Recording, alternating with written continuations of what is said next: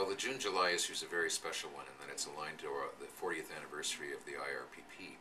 And as you may know, the IRPP was co-endowed by Ottawa and the provinces back at its founding in 1972. So as our tribute to the provinces, we put together a select jury of 30 prominent Canadians and gave them a questionnaire that we developed with some outside advice. And we asked them to choose the best premier of the last 40 years.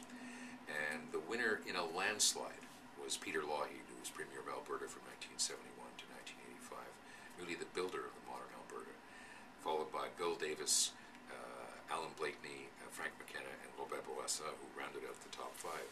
So what we've got in this issue is a Q&A with Mr. Lougheed, which we did in Calgary a while back, and profiles of the top five premiers by people who really knew them well. Lee Richardson, Member of Parliament, today was then one of Mr. Lougheed's senior aides. He's written a very authentic piece, and all these pieces are quite spectacular. John Parasella, who was Mr. Bourassa's chief of staff, has written on him. Hugh Siegel, our former president, who was Mr. Davis's chief, has written a wonderful piece on Bill Davis. And Brian Topp, the former president of the NDP, who worked for Alan Blakeney, has done and Roy Romano in Saskatchewan has done a great piece on Alan Blakeney. Other articles, Tom Axworthy has done a fabulous, superlative piece on why the top five made the top five and why they finished where they did.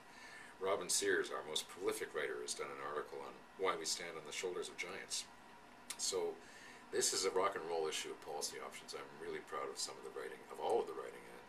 And as a kind of a bonus, from Brad Levine, who was very close to Jack Layton, who was his principal secretary and campaign director and communications director, spent really the last 10 years of Layton's life probably his closest advisor, has done this superlative and quite touching tribute to his former boss.